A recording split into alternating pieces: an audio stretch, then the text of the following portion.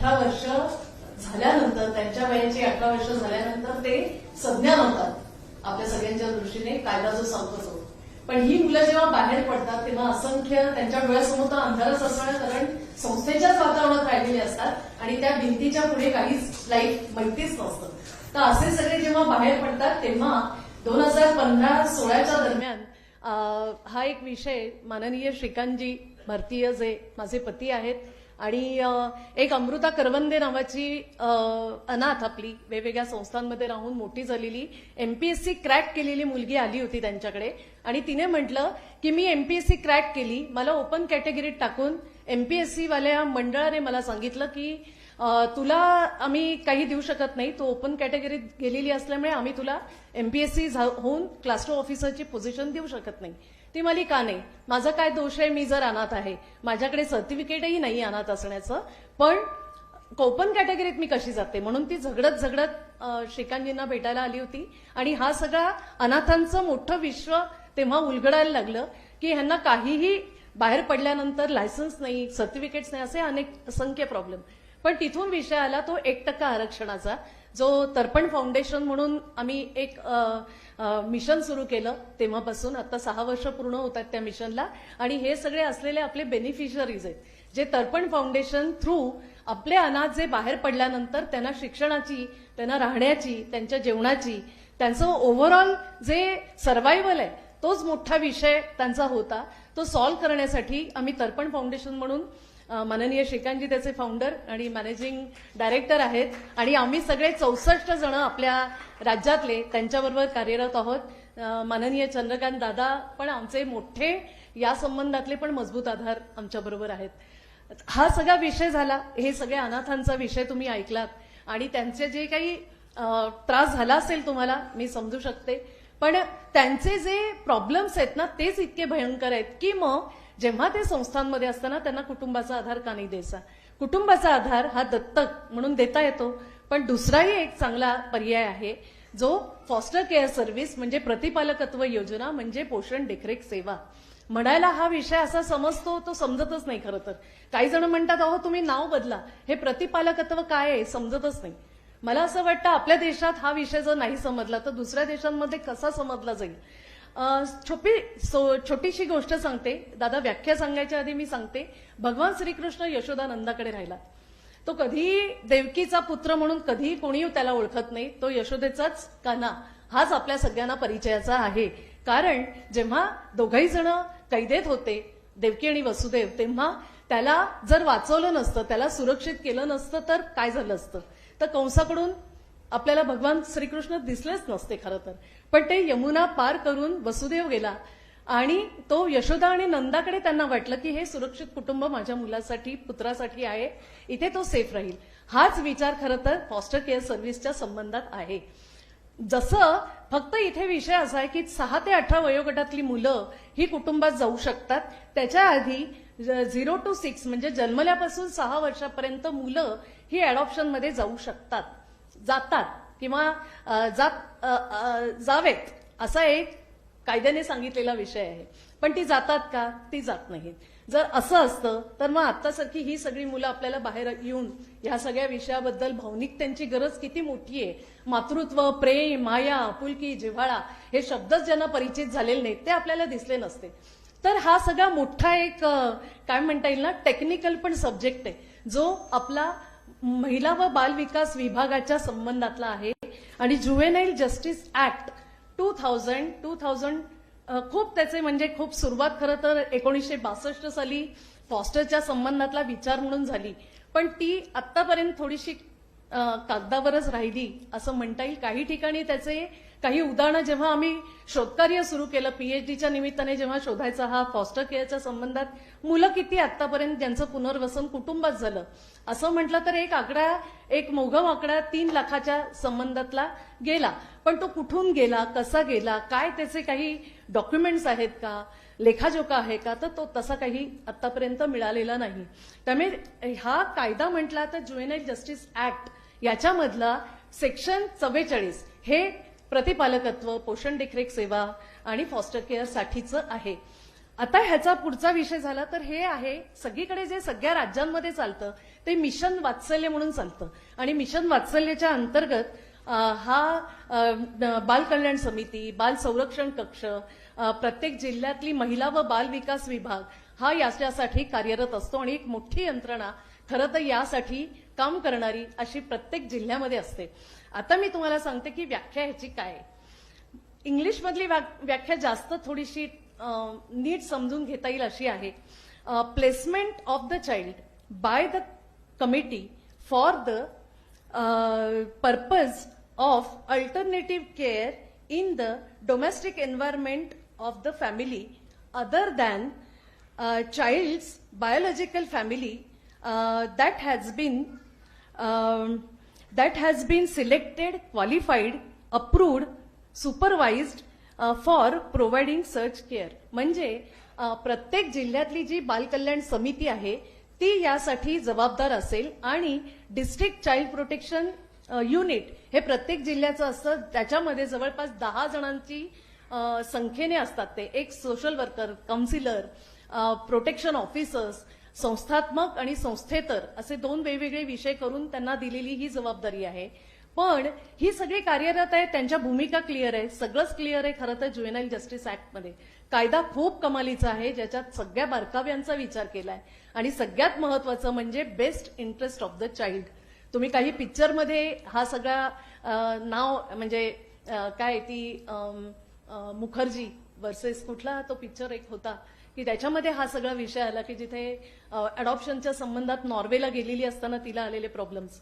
तर असे काही पिक्चर्स जे आमचे खूप कमी आहेत तसे, पण आमच्या मुलांचे प्रॉब्लेम्सच इतके जास्त आहेत. आता ही इन्स्टिट्यूशनलायझेशन म्हणजे अनाथ आश्रम, आपण नाव जरी म्हटलं ना, ताई तुम्ही संगीताताई म्हणतात की हे खरं ऑर्फनेज, ऑर्फन हा सब्जेक्ट बरोबर नाही, नाव बरोबर नाही, हे नाव मिटवलं पाहिजे. पण आमच्या मुलांची आयडेंटिटी कुठे आहे? वंचित आहे का ते निराधार आहे, ते काय आहे, ते अबेंडंट आहे, अशा अनेक कॅटेगरीज आहेत. त्यातलंच अनाथ एक आहे. कारण का हायकोर्टाने जेव्हा मी PIL केलं हायकोर्टात की अनाथ हा शब्द ठीक नाही, कारण मला PhD करताना प्रॉब्लेम आला याचा आणि सांगितलं गेलं की हे जरा बदलून टाका, ऑर्फन हा शब्द काढा आणि चाइल्डलेस, पेरेंटलेस चाइल्ड असं तुम्ही शब्द घ्या. मग मी म्हटलं ठीक आहे, प्रयत्न करू आपण. इंटरनॅशनल लेव्हलला जेव्हा जाऊन बघितलं तर त्याचे डॉक्युमेंट्सच वेगवेगळे, म्हणजे ते ह्याच्याशी लागूच होत नव्हतं ना. अनाथांचे जे प्रश्न आहेत ते खूप जास्त आहेत, खूप मोठे आहेत. आणि खरं तर अनेक सिनेमे निघाले की जे अनाथांचा, लावारिस असेल, अँग्री यंग मॅन, आपल्याला अमिताभ माहिती की खूप ठिकाणी तो अनाथच दाखवलाय. हे सिंपथी तर गेन केलं या पिक्चर्सनी, पण आमच्या अनाथ या विषयाचा आतापर्यंत त्यांच्या पुनर्वसनाच्या संबंधात इन्स्टिट्यूशनलायझेशन हा एकमेव पर्याय आमच्या अनाथ, आमच्या निराधार, आमचे काळजी आणि संरक्षणाची गरज असलेली मुलं. आता हा खूप मोठा विषय की जो खरंच खूप वेळ लागेल मला या सगळ्या विषयात बोलण्यासाठी. पण मी तुम्हाला सांगते, आपण पॉवर पॉइंट प्रेझेंटेशनने थोडंसं मी तुम्हाला समजवायचा प्रयत्न करते, थोडं स्पीड घेते यात. फॉस्टर केअर झालंय आपलं. आता हे फॉस्टर केअर म्हणजे अडॉप्शन नाहीये. हे फॉस्टर केअर म्हणजे मुलांचं कायदेशीर पद्धतीने तुम्ही पालकत्व तुमच्याकडे नसतं. खरं तर मी तुम्हाला एक नक्की सांगेन की आपल्या इथलं जे भारतातलं पालकत्व आहे ना, आपण ना काय करतो, आपलं प्रत्येक वेळेला विचार करताना आपण ना बाहेरच्या देशांशी कम्पेअर करतो. मग आपण काय विचार करतो की अहो ठीक आहे, फॉस्टर केअरमध्ये मूल जर आलं तर ते 18 वर्षापर्यंत मूल असतं ना. मग त्याच्यानंतर काय, समजा एखाद्या ठिकाणी मूल राहिलं तर त्याच्या पुढे काय? अहो त्याच्या पुढे काही विषयच नाही. आपली मुलं कुठली 18 वर्षानंतर बाहेर जाऊन काही लगेच कामाला लागतात आणि करिअरमध्ये एकदम सेट होतात, असं आपलं जर नसेल तर या मुलांचं कसं होणार आहे?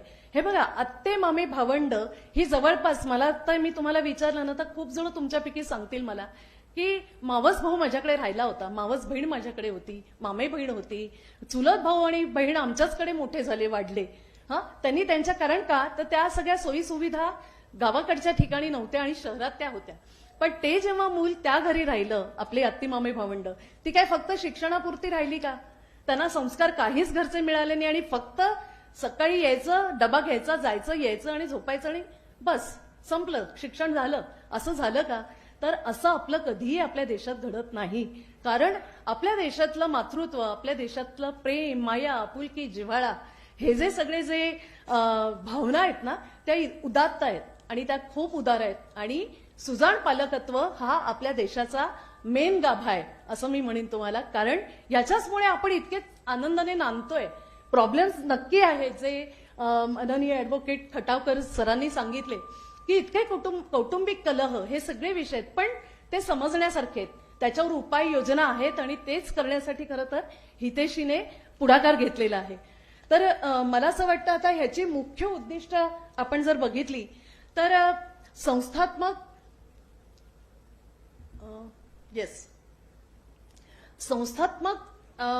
काळजीपेक्षा कौटुंबिक वातावरण देणं हे खरं तर फॉस्टरचं मुख्य उद्दिष्ट आहे. मुलांच्या भावनिक विकासाला मदत. खरं तर हे वाचताना ना ते शब्द सगळे खरं टेक्निकल आपल्याला म्हणता येतील, पण मी तुम्हाला सोप्या भाषेत सांगेन की या मुलांचं आपल्या कुटुंबातली मुलं कशी असतात, त्यांना फक्त एकाच प्रकारचं काहीतरी सामाजिकच विषय त्यांचा सॉल्व्ह होतो असं होतं का? त्यांना सांस्कृतिक, त्यांना भावनिक त्यांची गरज, त्यांची आर्थिक विषय, त्यांचा वैयक्तिक जे डेव्हलपमेंटचे आपण जे पडाव म्हणतो वेगवेगळे, व्यक्तिमत्व विकास म्हणतो, असं सगळंच इथे आपल्या कुटुंबांमध्ये भरपूर प्रमाणात असतं आणि ते वेगवेगळे आयाम आहेत त्याचे. आणि हे सगळे विषय हे फॉस्टरिंगचा आधार घेऊन जर कुटुंबात आपलं मूल 6 ते 18 वयोगटातलं गेलं तर त्यांना काय काय त्यांना मिळेल. तर राईट टू फॅमिली हा सगळ्यात पहिला जो फंडामेंटल राईट आपल्या घटनेने आपल्याला दिलेला आहे तो राईट टू फॅमिली आणि right to healthy happy childhood. जे आनंदी आपण म्हणतो बालपण, कितीतरी वेळा आपण नुसत्या बालपणाच्या गोष्टी करत असतो, काहीतरी एखादी इन्सिडन्स होतो आणि आपल्याला वाटतं अरे बालपणात ना असं घडलं होतं, अरे मी आजोळी गेलो तेव्हा असं घडलं. पण या मुलांच्या लाईफमध्ये काय आहे सांगण्यासारखं?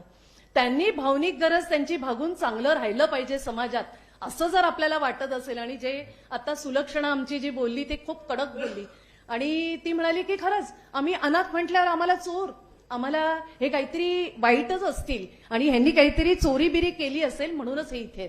हा जो डब्बा आहे ना त्यांच्यावर, या डब्या हा सगळ्या शिक्कामोर्तब झालेला त्याच्यातून बाजूला काढायचं असेल या मुलांना तर आपल्याला फॉस्टर केअर सर्व्हिस. कारण अडॉप्शन जसं आता ताई आणि वर्षाताईंनी इथे येऊन सांगितलं की 4,000 हेच फक्त अडॉप्शनचा आत्ता वर्षभरातला रेट, जर त्यांचा एवढंच शक्य आहे अडॉप्शन करणं, कारण त्याच्या अनेक अडचणी आहेत.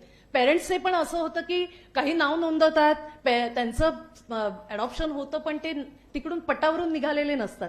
असं जरी म्हटलं 35,000च्या संख्येने आता इच्छुक असलेले अडॉप्टिव्ह पेरेंट्स आहेत. आता ह्यांना जर ह्यांच्या फुलफिल करायच्या असतील गोष्टी, कारण समाजातला एक काय म्हणता येईल त्याला की आपल्या अनाथांना एक चांगलं पुनर्वसन त्यांचं कुटुंबात होणं, त्यांना समाजाच्या प्रवाहात आणायचं असेल आपल्याला आणि चांगल्या आनंदाने आणायचं असेल तर ही 31,000ची जी गॅप आहे, हे जे पेरेंट्स आहेत वाट बघणारे, यांना जर आपण फॉस्टर केअर सर्व्हिसच्या संबंधात जर सांगितलं, कारण कृष्ण हा यशोदा आणि नंदाकडे गेला होता, पण यशोदा आणि नंदाकडे राहिल्यानंतर तो परत आपल्या देवकी आणि वसुदेवकडे गेला जेव्हा तो मोठा झाला. त्यामुळे तो प्रॉब्लेम नव्हता. तो एकतर मला असं वाटतं एकदा एक बोल, आता कसं असतं कधी कधी बोलण्यासारखं खरंच मला खूप आठवणार आहे आणि मला वाटणार आहे बोलावं असं. मी लिंक करते या गोष्टीला की कैदेत आई आहे, वडील व्यसनाधीन आहेत, कोणीच नाहीये बघणारं. एक कुठली तरी आजी होती, तिने त्या मुलांचा सांभाळ केलाय, पण आता कोणीही नाहीये. आता तिच्याकडे नो व्हिजिटेशन असाही एक कॅटेगरी असते ज्याच्यामध्ये कोणाचं भेट ही दिलीच जात नाही. कालांतराने ती भेट बंद होते, कोणी येणारे नसतात राहिलेले कदाचित, किंवा त्यांना शक्य होत नाही म्हणून ते येत नाहीत. पण अशी अनेक खूप मोठी संख्येने अशी मुलं अनाथाश्रमात असतात.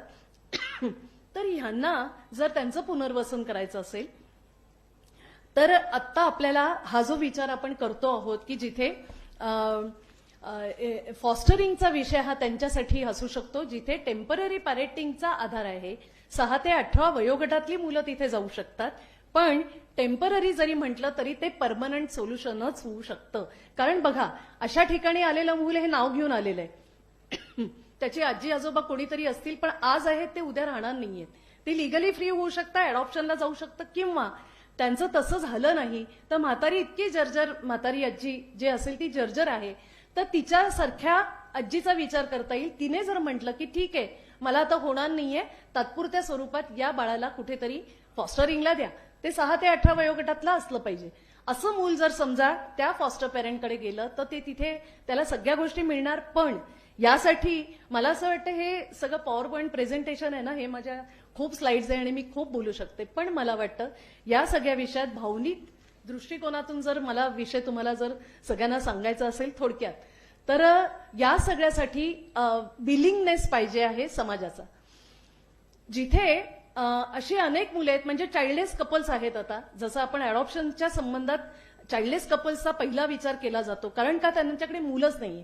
पण ज्यांच्याकडे मुलं आहेत, एक मूल आहे, तर त्यांना थोडं सांगितलं जातं हल्ली की थोडं थांबा, जे चाइल्डलेस कपल्स आहेत त्यांचा विचार पहिल्यांदा करू. असं आता मी काही ठिकाणी आता जे काही सेमिनार्स झाले तिथे गेलेले असताना थोडा हा विषय मी ऐकला लेटेस्ट, की जिथे विचार जो केला जातोय या संबंधातला, तर तो थोडा चाइल्डलेस कपलला प्राधान्य दिलं जावं असा म्हणून विचार आहे. तो आला नसेल ह्याच्यात, पण त्याची चर्चा चाललेली आहे. तर असं जर आहे तर आम्ही पण म्हणतो की आमच्या फॉस्टर जे चाइल्ड आहेत आतमध्ये जे इन्स्टिट्यूशनलाइज आहेत आणि डीसीपीओ डिस्ट्रिक्ट चाइल्ड प्रोटेक्शन युनिटने, सीडब्ल्यूसीने, डिस्ट्रिक्ट चाइल्ड महिला व बाल विकास विभाग आहे, या सगळ्यांनी एकत्र येऊन जर हा विचार केला तर की जिथे संस्थांमध्ये राहणारी मुलं आहेत यांचे काही काढता येतील का बाहेर, की जे आता सरेंडर होऊ शकतात, जे लिगली फ्री होण्याच्या स्थितीत आहेत पण काही अडचणी आहेत, तर त्या समजून घेतल्या. कायद्यात हे लिहिलेलं आहे, प्रोव्हिजन आहेच अशी, की जिथे सांगितलंय की तुम्ही वेळोवेळी या सगळ्याचं इंडिव्हिज्युअल केअर प्लॅन मुलांचा बघितला जावा, पण ते होत नाही. पण ही सगळी मुलं आणि चाइल्डलेस कपल्स असं समजा जर आपण एकत्र विचार केला की इथे 6 ते 18 वयोगटातली मुलं आहेत आणि इथे चाइल्डलेस कपल्स आहेत, त्यांना प्राधान्याने समजा फॉस्टरिंगसाठी विचार केला गेला, तर यांना ती मुलं मिळून जातील.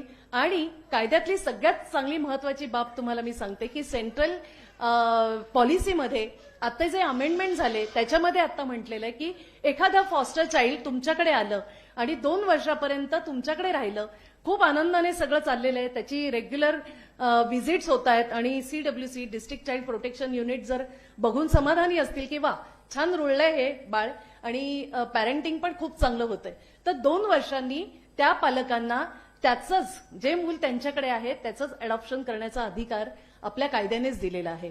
त्यामुळे ही खूप जमेची बाजू आहे की जिथे फॉस्टरिंग पासून सुरुवात आणि अडॉप्शन हा एंड. त्यामुळे अल्टिमेट गोल हे अडॉप्शन पण आता आहे. आणि ह्याच्या संबंधात आता सांगायचं झालं तर 3 करोडपेक्षा जास्त ही काय म्हणता येईल त्याला अनाथ मुलांची संख्या आपल्या देशात आहे. आणि चाइल्डलेस कपल्सची संख्या ही पण मला वाटतं पत्की सर सांगू शकतात यात जास्त हे, पण 2 करोडपेक्षा जास्त ही चाइल्डलेस कपल्सची संख्या आपल्या देशात आहे.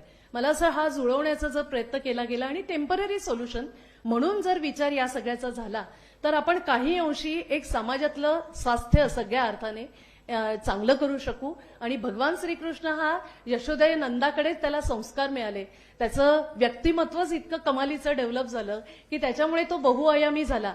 असे अनेक आपल्या काय म्हणता येईल ना की सगळं पोटेन्शियल घेऊन मुलं ही जन्मतात आणि त्यांना हेच पाहिजे असतं की तो सगळा आधार आणि ते सगळं वातावरण जर त्यांना मिळालं तर ती जगद्गुरू कृष्णासारखीच चांगली बहरू शकतात. आणि आपल्या सगळ्यांना समाजाला मिळून हाच सगळा विषय करायचा आहे. जिथे स्वनाथ फाउंडेशन म्हणून आम्ही रोल प्ले करतोय, आम्ही 18 राज्यांमध्ये हा सगळा प्रवास करून आलो, पॉलिसी समजून घेण्याचा प्रयत्न केला. अगदी तिथले महिला व बाल विकासाचे मंत्री महोदयांपासून ते यंत्रणा जम्मू काश्मीर पासून पार आसाम, उत्तराखंड असे अनेक राज्य 18 राज्यांपैकी आहेत की जिथे आम्हाला सेन्सिटिव्हिटी असलेले पण शासन प्रशासन आणि सगळे होते. त्यामुळे हा सगळा विषय समजून घेण्याचा प्रयत्न केला आणि आम्ही आसाम आणि उत्तराखंड राज्यात आम्ही या सगळ्या संबंधातल्या कार्यशाळा घेतल्या, जिथे खरं यंत्रणेला जर नीट हा विषय सांगितला तर ते खूप चांगल्या पद्धतीने या विषयाला घेऊन पुढे जाऊन प्राधान्याने आपल्या मुलांना कुटुंबाचा आधार देण्यासाठी पुढे येऊ शकतात. आणि जे पॅरेंट्स आहेत ज्यांना काही माहिती नसतं, अडॉप्शनच्या बाबतीत जे प्रॉब्लेम्स येतात ते फॉस्टरिंगला तर खूप जास्त येणार आहे, कारण हा विषयच माहित नाही. त्यामुळे जर इथे ओरिएंटेशन त्या पालकांना चांगल्या पद्धतीचं केलं गेलं, त्यांना सांगितलं की कुठलं मूल तुमच्याकडे येत आहे, ते संस्थेत राहिलेलं मूल आहे, कशाची काळजी घ्या, कसे वागा, काय करा, हे जर सगळं सांगितलं तर ते खूप चांगल्या पद्धतीने पॅरेंटिंग करू शकतात. आणि शेवटी हा निर्णय हा त्या जिल्ह्याच्या इकाईचा आहे, जे बाल संरक्षण कक्ष आणि CWC आहे. त्यामुळे हा निर्णय त्यांचा आहे. त्यांना ठीक वाटलं ठीक, पण आम्ही म्हणतोय स्वनाथ फाउंडेशन की ह्याच्यासाठी आम्ही माध्यम बनू इच्छितो, कॅटलिस्टचा रोल प्ले करू, आम्ही फॅसिलिटेटर म्हणून बनू आणि या सगळ्या विषयाला 3 प्रकारे आम्ही सोल्युशन शोधण्याचा प्रयत्न करतोय. मला असं वाटतं मी जास्त बोलले हे एका वेळेला खरंच समजू शकत नाही. मी पण MSWची स्टुडंट, पण आम्हाला कसं आहे की सवय लागून जाते ना आपल्याला. एखादी गोष्ट ही संस्था आणि संस्थात्मक सेवा याचाच थोडासा डोक्यात जास्त भिनलं ते डोक्यात. आणि आम्हालाही माहिती नव्हतं की फॉस्टर केअर असाही एक पर्याय आहे. अडॉप्शन हे थोडं थोडं समजलं होतं, पण फॉस्टर तर समजलंच नाही. मला असं वाटतं या सगळ्या MSW आणि सगळे सोशलॉजी आणि जे जे काही आमच्या सामाजिक शास्त्राच्या संबंधातलं असणारे जे कोर्सेस आहेत, तिथे फॉस्टर केअर विषयी खूप जास्त बोललं गेलं पाहिजे, त्याविषयी सांगितलं गेलं पाहिजे. म्हणजे मग एक कार्यकर्त्याची फळी एक चांगली तयार होईल, MSW चे सोशल वर्कर तयार होतील आणि या सगळ्या अभियानात तेही सामील होऊन त्यांच्याकडून कॉन्ट्रीब्यूट करतील. खूप छान. आज मला खूप चांगलं वाटतंय की इथे येऊन आज मला इतकी मोठी संधी दादांनी दिली आणि दादांना हा विषय इतका मनापासून तो आवडलेला आणि प्रत्येक वेळेला मला दादा म्हणतात की शीतल मला हे नीट ऐकायचंय, मला हा विषय समजून घ्यायचा आहे. पण तो असा ना किती वेळा बोलला तरी तो लवकर न समजणारा, अशक्य नसलेला पण थोडासा कठीण असलेला असा हा आमचा फॉस्टर चाइल्ड आहे. जसं मी म्हटलं ना की शेंडे फळ आहे, ऑपॉर्च्युनिटी जरा जास्त घेतो, तसं आमचं हे फॉस्टर चाइल्ड आहे की त्याला थोडंसं समाजाला या सगळ्याकडे एक चांगल्या पद्धतीने बघून पुनर्वसनाच्या प्रक्रियेत सगळ्यांना सामील व्हायचंय. त्यासाठी मी तुम्हाला आवाहन करते आणि थांबते. थँक्यू.